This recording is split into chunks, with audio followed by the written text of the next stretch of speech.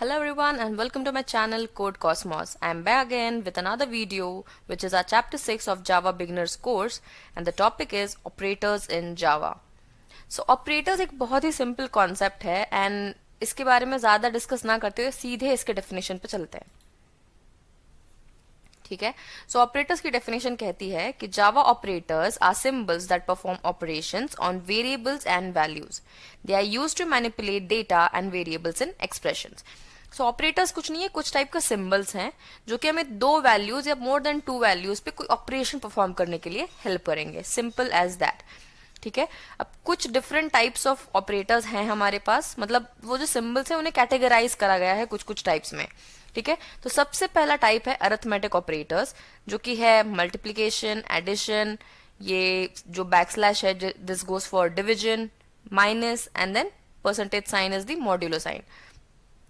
सो इससे हमें समझ आता है, इस नाम से समझ आता है एक्चुअली कि अरिथमेटिक ऑपरेटर्स वो ऑपरेटर्स हैं जो दो या मोर वैल्यूज के बीच में हमें अरिथमेटिक ऑपरेशंस परफॉर्म करने के लिए हेल्प करेंगे. They are arithmetic operators.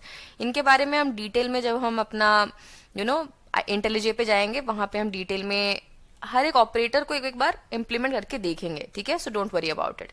Next is the assignment operator.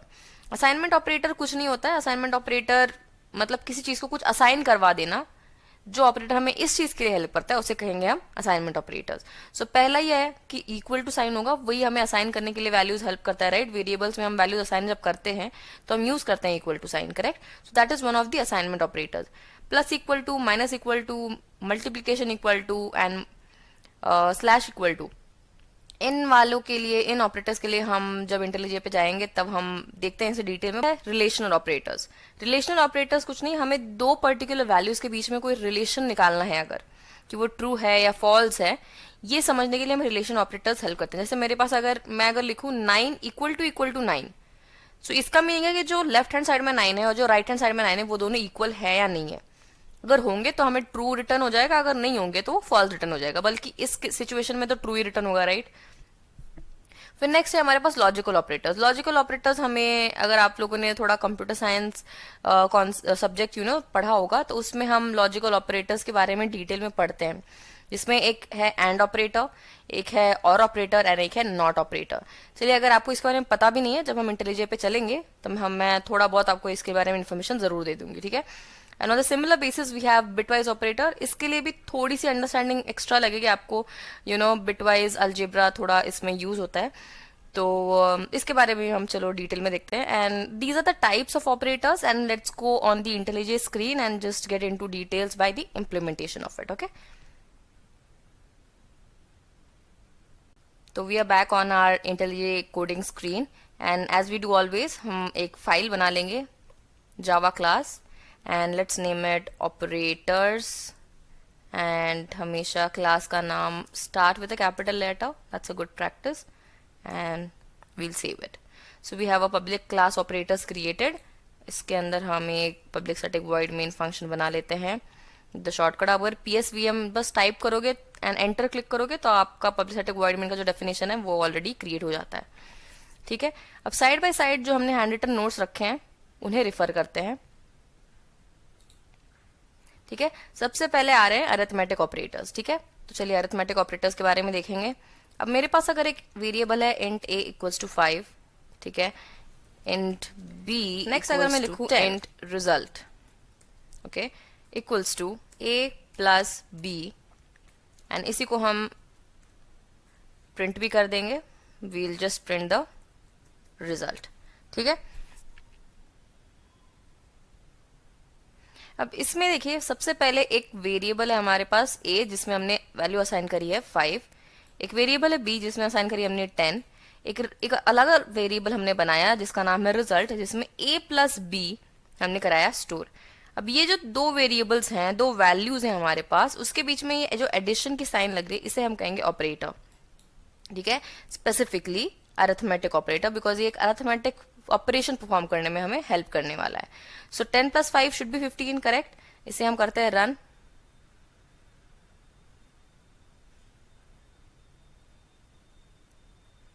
And here we have the output which is 15. Correct. इसी बेस पे अगर हम इसे भी कर दें minus and we run this again, answer is -5 because a is 5, b is 10, a minus of -5 is equal to -5, correct? Because 5 is a smaller number and 10 is a larger number, so हमें value मिल रही है minus में, correct? Similar basis पे अगर हम करें multiplication, answer should be 50. Similar अगर हम इसे करेंगे डिवाइड, इसको चलिए हम कर देते हैं b divide by a. Okay, इसको रन करते हैं, answer should be 2, correct? Because 10/5 will be 2. अब जो हमारे पास एक और साइन था मॉड्यूलो, ठीक है, अब इसका देखना आंसर क्या आता है. इसका आंसर आया 0. अब अगर आप पूछो कि मॉड्यूलो साइन करता क्या है, मॉड्यूलो साइन कुछ नहीं है, डिवीजन ही ऑपरेशन परफॉर्म करेगा, बट जो रिमाइंडर होगा वो एज आउटपुट मिलेगा हमें. बल्कि जो हम बैकस्लैश यूज किया करते थे, जैसे इसको अगर मैं कर दूं रिजल्ट 1, यहाँ पे हम लगा दें डिवीजन की साइन, ठीक है. अब इसे अगर रन करें, okay, I have to also print this.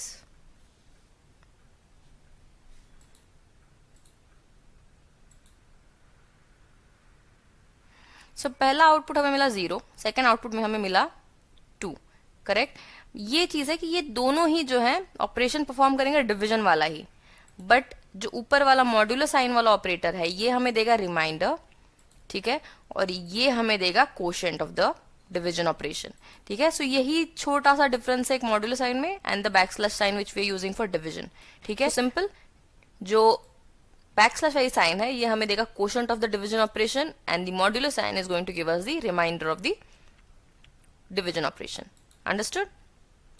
Next operator पे चलते हैं which is the assignment operator, ठीक है. असाइनमेंट ऑपरेटर अब हमने बिना सोचे समझे ही यहाँ पे मतलब विदाउट एनी कंसिडरेशन हमने असाइनमेंट ऑपरेटर ऑलरेडी यूज कर लिया यहाँ पे. जैसे इक्वल टू साइन हो गया, अब ए में कोई वैल्यू हम जब असाइन कर रहे हैं उसके लिए तो ये ऑपरेटर यूज हो रहा है इक्वल टू वाला, right? And that is the only meaning of the assignment operator, कि किसी भी वेरिएबल में या किसी भी चीज को अगर आप कोई वैल्यू असाइन करना चाह रहे हो, आप इक्वल टू ऑपरेटर यूज कर रहे हो, which is also called as the assignment operator. Taking into consideration ये जो प्लस इक्वल टू है, माइनस इक्वल टू है, मल्टीप्लीकेशन इक्वल टू है या बैकस्लैश इक्वल टू जो भी है, ठीक है, ये कब और कैसे यूज आ रहे हैं वो देखते हैं, ठीक है. अगर अब हमारे पास है a इक्वल्स टू 5, ठीक है, अब मैं क्या करूंगी, मैं यहां पे लिखूंगी a plus equal to 10, okay. And अब मैं यहां पे प्रिंट कराऊंगी a and let's see what we will be getting as output. इसे कर देते हैं हम कमेंट.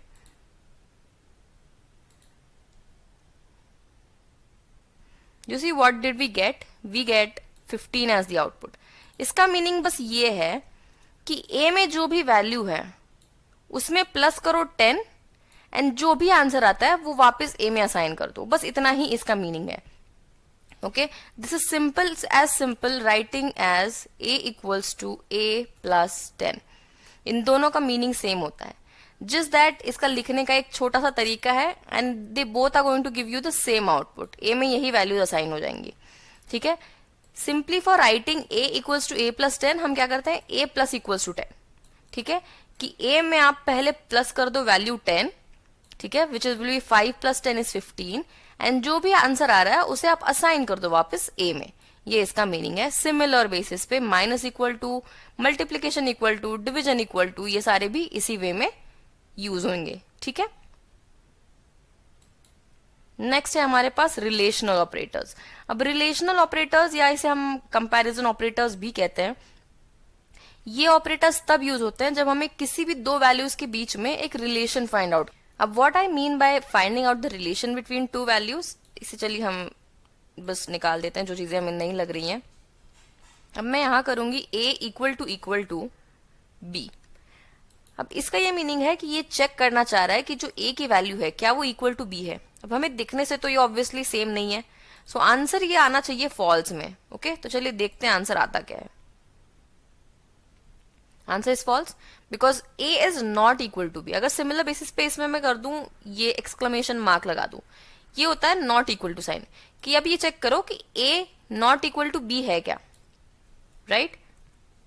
एंड ये देख के हमें समझ ही आ रहा है कि ए एंड बी ये दोनों ही डिफरेंट वैल्यूज हैं, तो ये आना चाहिए आंसर ट्रू में. देखिए आंसर इज ट्रू.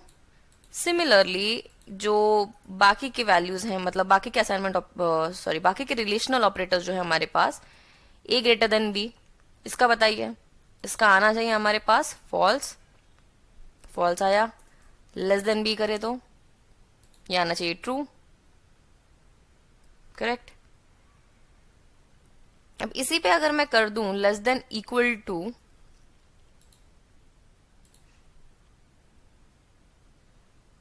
तो आ गया ट्रू बिकॉज है तो लेस देन. बट अगर इसको मैं कर दूं 10, अब तो भी ये ट्रू दे रहा है क्योंकि मैं लेस देन भी चेक कर रहा हूँ. लेस देन होगा फिर भी चलेगा, बट इक्वल टू होगा फिर भी चलेगा. सो इसलिए उसने वैल्यू दी true. I hope that is clear. अब नेक्स्ट ऑपरेटर्स हैं हमारे पास logical operators which is and, और एंड, नॉट. ठीक है. अब एंड, नॉट एंड और के लिए एक चीज हमें समझनी पड़ेगी कि जो दो एक्सप्रेशंस हैं हमारे पास, सपोज मैं कह दूं फर्स्ट एक्सप्रेशन मेरे पास होगा ए ग्रेटर देन 10, ठीक है, एंड बी लेस देन 15. अब मेरे पास ये दो एक्सप्रेशंस हैं. अब इनका देखिए, मुझे पता है कि ए ग्रेटर देन 10 है क्या, इसको हम पहले वापस 5 कर देते हैं. इस एक्सप्रेशन को अगर हम देखें ए ग्रेटर देन 10, ए तो हमारा 5 है, so 5 is it greater than 10? It's going to be false, correct, क्योंकि 5 is less than 10, right. So इसका आंसर हमारे पास आएगा फॉल्स. अब ऑन सिमिलर बेसिस अगर इस एक्सप्रेशन को देखें बी लेस देन 15, बी तो 10 है, लेस देन 15 है, ट्रू है, करेक्ट है, तो इसका आंसर आएगा ट्रू. तो हमारे पास एक वैल्यू है फॉल्स, एक वैल्यू है ट्रू. अगर इसके बीच में मैं लगा दूं एंड ऑपरेटर, ठीक है, तो एंड ऑपरेटर का ये मीनिंग होता है कि जो दो एक्सप्रेशंस उसके left hand side and right hand side में है, अगर दोनों की वैल्यूज ट्रू आती हैं तो आंसर में ये ट्रू देगा. अगर दोनों में से किसी की भी वैल्यू अगर फॉल्स है तो इसका आंसर होगा false. Simple as that. And operator बस इतना है कि इसके left hand side and right hand side में जो भी एक्सप्रेशंस हैं, अगर दोनों ट्रू हैं तो ही ये आंसर ट्रू रिटर्न करेगा, वरना वो फॉल्स दे देगा अगर एक भी आंसर इसका फॉल्स हुआ तो. उसी के कॉन्ट्ररी पे है हमारे पास और ऑपरेटर.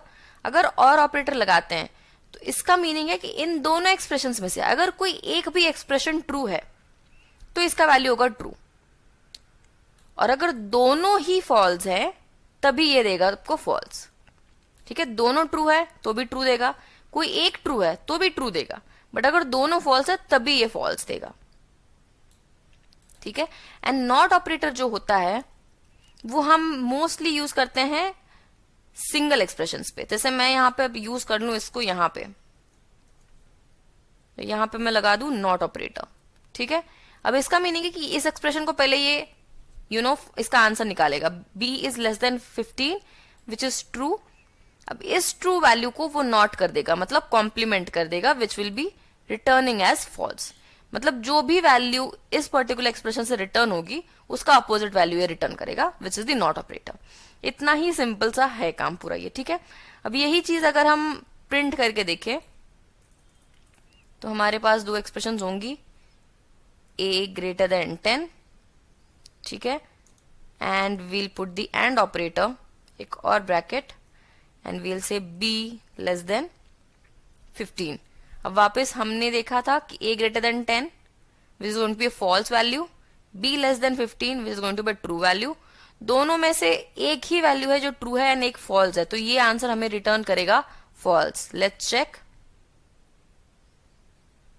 देखा, आंसर इज फॉल्स. अगर इसी में मैं इस साइन को थोड़ा चेंज कर दूं, a is less than 10, that is correct. So ये दोनों ही ट्रू आ गए वैल्यूज. अब तो ये हमें ट्रू देना चाहिए. सी. अब इसी बेस पे अगर मैं इसको चेंज कर दूं और ऑपरेटर में, अब दोनों ही वैल्यूज ट्रू हैं, a लेस देन 10 भी ट्रू है, b लेस देन 15 भी ट्रू है, तो ये ट्रू ही देने वाला है अपने को. बट जो पिछला केस हमने देखा जहां पे a was greater than 10 expression था हमारे पास, जब ये तो फॉल्स है, ये ट्रू है। बट एक भी ट्रू होने से और ऑपरेटर हमें ट्रू रिटर्न करता है, इसलिए जब हम इसे रिटर्न करेंगे तो ये हमें ट्रू ही आंसर देगा। क्लियर? तो अब नेक्स्ट चीज होगी हमारी नॉट ऑपरेटर। अब हमें पता है b लेस देन 15 है हमारे पास, राइट? b लेस देन 15 जो है ये है ट्रू, करेक्ट? अब इसको हम जब ये नॉट ऑपरेटर लगा देंगे तो ये क्या करेगा, इस वैल्यू का जो भी अपोजिट होगा वो हमें रिटर्न करा देगा। जैसे b less than 15 is true, but हमने नॉट ऑपरेटर लगाया सो ये फॉल्स रिटर्न करना चाहिए हमें। सी? एंड अगर सिमिलर बेसिस पे मैं इसको कर दूं b ग्रेटर देन 15 जो कि है फॉल्स वैल्यू, उसको जब नॉट करेंगे तो ये हमें रिटर्न कर देगा ट्रू। क्लियर? तो ये थे हमारे लॉजिकल ऑपरेटर्स। अब नेक्स्ट ऑपरेटर्स पे चलते हैं, which is bitwise operators. Bitwise operators थोड़ा समझने के लिए थोड़ा सा डिफिकल्ट है, जिन्होंने कभी भी लॉजिकल एंड एक्सॉर नॉट और ये सब कभी चीजें पढ़ी नहीं है। बट एक सिंपल सा चीज है, मैं आपको मतलब मैंने थोड़ी बहुत नोट्स में इसके बारे में लिखा है, ये जो साइंस है, इसलिए इनके लिए आपको सारी चीजें समझ जाएंगी। ठीक है, तो सबसे पहले देखते हैं बिटवाइज और। बिटवाइज और क्या करेगा कि बिट बाय बिट किसी भी इनपुट की वैल्यू के लिए हमें आउटपुट देने वाला है। सो इसका क्या है, ये डेफिनेशन पढ़ने से अच्छा मैं बता दूं, अगर a को हम बाइनरी में रिप्रेजेंट करेंगे विच इज 5 तो होगा 0 1 0 1, ठीक है? और b को 7 है, b इक्वल्स टू 7, इसको जब हम बाइनरी में रिप्रेजेंट करेंगे विच विल बी 0 1 1 1, ठीक है? ये इनके बाइनरी रिप्रेजेंटेशन हैं। अगर आपको इनके बारे में थोड़ा और जानना है तो आप गूगल कर सकते हो, इसके बारे में थोड़ा डिटेल में आप पढ़ लेना, आपको समझ जाएंगी चीजें। बहुत सिंपल कॉन्सेप्ट्स हैं कि आप डेसिमल को बाइनरी में कैसे कन्वर्ट कर सकते हो। ठीक है, अब यहाँ पे लिखा है कि either of the bits is 1 it gives 1 else it will show 0। ठीक है, सो जब भी हम जैसे ये हम एडिशन नहीं करते 0 1 0 1 प्लस 0 1 1 1 ऐसे करेंगे, इससे अच्छा हम क्या कर रहे हैं यहाँ पे और ऑपरेटर लगा रहे हैं, मतलब हम और वाला ऑपरेशन असाइन कराएंगे इस पूरे वैल्यू के लिए। ठीक है, ये बिट बाय बिट जैसे हम एडिशन करते हैं, सब्ट्रैक्शन करते हैं, यूनिट्स प्लेस से शुरू करेंगे, वैसे ही यहाँ पे भी करेंगे। ठीक है, सबसे पहले 1 और 1, इसने बताया कि दोनों में से कोई भी बिट अगर 1 है तो आंसर 1 ही आउटपुट होगा। सो 1 और 1 दोनों ही 1 है तो ये 1 ही आना है। अब 0 एंड 1, इसमें भी एक बिट है जो 1 है तो वो भी 1 आ जाएगा। फिर से 1 एंड 1 है हमारे पास, दोनों ही 1 है तो 1 ही आ जाएगा। लास्ट में हमारे पास है 0 एंड 0, जो कि एक भी बिट हमारे पास इन दोनों में से 1 नहीं है तो आंसर आएगा 0। अब इसको वापस जब हम डेसिमल में कन्वर्ट करेंगे that will be equated to 7। ठीक है, अब इसी को अगर हम करके देखते हैं अपने इंटेलिजे पर इम्प्लीमेंट। ठीक है, अब यहाँ पे मैंने लिख दिया है a को 0 1 0 1 एंड b को 0 1 1 1 which are the binary representations. But जब हम इस पे काम कुछ करेंगे ना तो इस चीज को कैसे पता चलेगा कि ये बाइनरी रिप्रेजेंटेशन है जो हमने लिखा है, वाई नॉट इंटीजर? ये तो इंटीजर भी हो सकता है, करेक्ट, कि 101 111। ठीक है, बट इसको बताने के लिए, जावा को बताने के लिए कि ये बाइनरी रिप्रेजेंटेशंस हैं, हम बस 0 के बाद एक b ऐड कर देंगे। ठीक है, यहाँ पे भी ऐड कर दिया b। ठीक है, अब हम सिंपल क्या करेंगे, और ऑपरेशन लगाना है तो एक सिंपल जो हमारी स्ट्रेट लाइन वाली की है वो हम लगा देंगे। अब इसके लिए जब भी हम इस पे ऑपरेशन परफॉर्म करेंगे तो आंसर आया हमारे पास 7, करेक्ट? एंड यही था हमारे नोट्स में भी, करेक्ट, 0 1 1 1 एंड 1 1 का रिप्रेजेंटेशन आ रहा है 7। सिमिलर बेसिस पे अगर हम एंड पे जाएं, एंड का एक ही चीज है कि अगर बोथ बिट्स आर 1 तो ही 1 रिटर्न होगा, वरना नहीं होगा, वरना 0 होगा। अब इस केस में यहाँ पे है दोनों जगहों पे 1, यहाँ पे दोनों जगहों पे 1, सो वहां 1 आ गया, बाकी जगहों पे 0 आ गया। Even if there is 1 in the operation, फिर भी 0 ही आ रहा है because it wants both the bits to be 1, right? तो उसका रिप्रेजेंटेशन आ रहा है 5। एंड सिमिलर बेसिस पे अगर हम यहीं पे बिटवाइज एंड ऑपरेशन करें, हमें डेसिमल वैल्यू 5 रिटर्न हो जानी चाहिए which is returned as 5, correct? Next है हमारे बिटवाइज एक्सॉर। अब it returns bit by bit XOR of input values. If corresponding bits are different it gives 1 else it shows 0। मतलब कि जब भी हम ये एक्सॉर ऑपरेशन परफॉर्म करेंगे, अगर दो बिट्स हैं वो सिमिलर हैं एक दूसरे से तो आंसर आएगा 0। अगर वो दोनों एक दूसरे से डिफरेंट हैं तब आंसर आएगा 1. Simple as that. ठीक है, चलिए इसे भी परफॉर्म करके देखते हैं. एक्सॉर के लिए साइन होगा दिस अपवर्ड एरो. ठीक है, इसको इंप्लीमेंट करके देखते हैं. आंसर आ गया 2. This is what we were getting. Correct.